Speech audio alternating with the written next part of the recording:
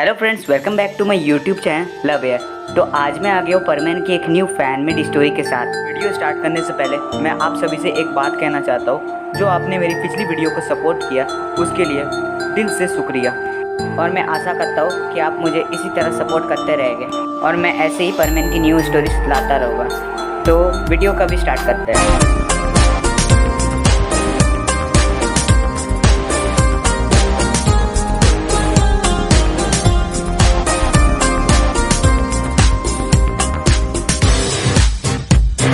तो इस एपिसोड की शुरुआत में ही हम लोग देखते हैं कि जापान में अभी रात हो रही थी और परमैन और पाको दोनों साथ में ही ड्यूटी कर रहे थे। तब परमैन को एक आदमी दिखाई देता है जो दूसरों के घर से दीवार फांद के आ रहा था। फिर परमैन पाको को कहता है, पाको देखो वहाँ चोर जा रहा है। पाको कहती है, देख क्या रहे हो, चलो हमें उसे पकड़ना होगा। परमैन और पाको उस चोर को पकड़ने के लिए उसके पीछे लग जाता है। वो चोर परमैन और पाको को उसकी तरफ आते हुए देख लेता है और भी जल्दी भागने लगता है। परमैन कहता है, रुक जाओ, कहाँ भाग रहे हो। चोर भाग ही रहा होता कि रास्ते में दो रोड आ जाती है अलग अलग तरफ जाने वाली। चोर वहाँ से सीधा निकल जाता है। परमैन पाको से कहता है, पाको तुम इधर जाओ और मैं उस तरफ से जाता हूँ। वो दोनों रास्ते एक ही जगह पे मिल रहे थे। परमैन और पाको बहुत तेजी से आ रहे थे उस चोर को पकड़ने। फिर जैसे ही परमैन और पाको उस चोर को पकड़ने ही वाले होते हैं, चोर झुक जाता है और परमैन और पाको एक दूसरे से टकरा जाते हैं। फिर परमैन और पाको के सिर में बहुत दर्द हो रहा होता है। फिर पाको परमैन पे चिल्लाने लगती है, परमैन तुम्हें दिखाई नहीं देता है क्या।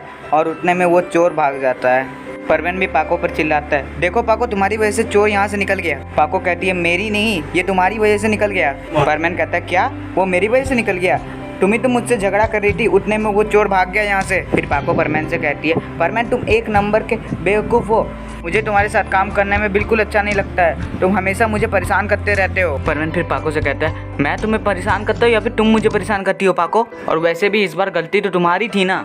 पाको कहती है, मुझे तुम जैसे इडियट के साथ बात ही नहीं करनी है, मैं अब जा रही हूँ यहाँ से।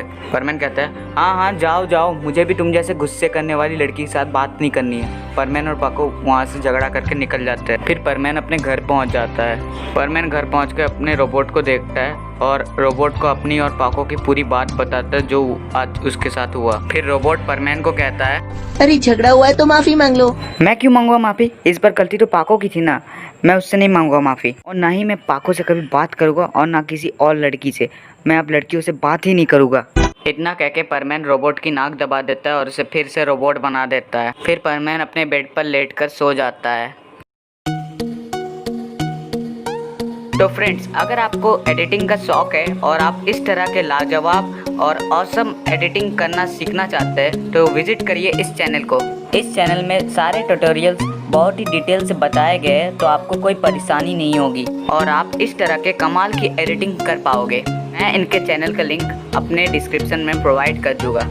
तो हमने देखा था कि परमैन अपने रोबोट को बंद कर देता है और अपने बेड पर जाकर सो जाता है। फिर अब नेक्स्ट मॉर्निंग हो जाती है। फिर परमैन के बैच पर कॉल आ जाता है। परमैन सोचता है, उफ, ये सुबह सुबह किसने कॉल कर दिया, सोने भी नहीं देते। परमैन अपना बैच पिकअप करता है। हेलो, मैं परमैन नंबर 1 बोल रहा हूँ, क्या बात है, जल्दी बताओ। वो कॉल पायन ने किया था।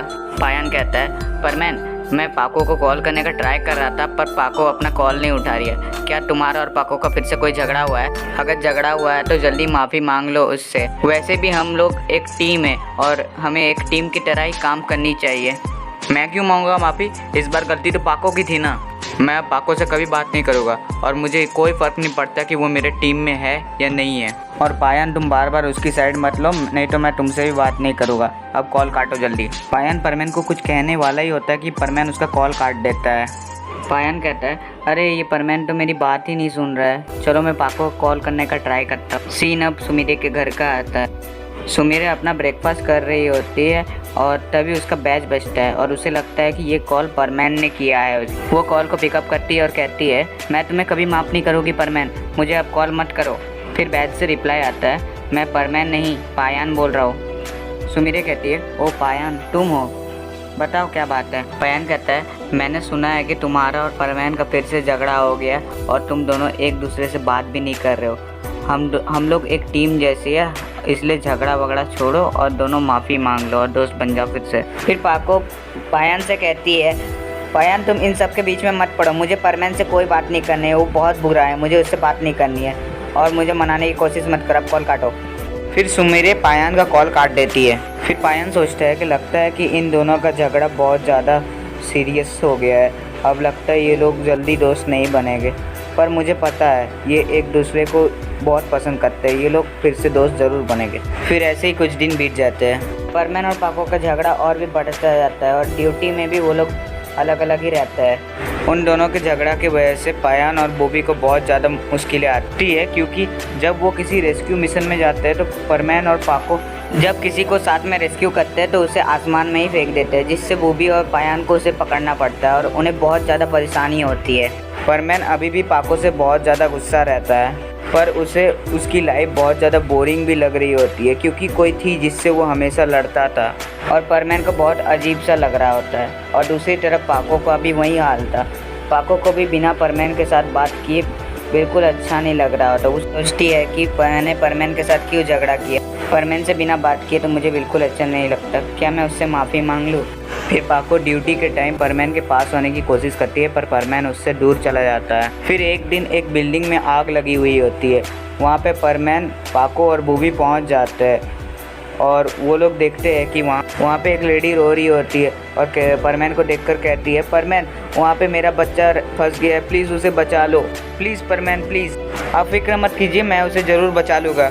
फिर परमैन, पाको और बूबी उस बिल्डिंग के अंदर चले जाते हैं। वहाँ पे हर तरफ धुआं ही होता है। फिर पाको को वो बेबी दिख जाता है।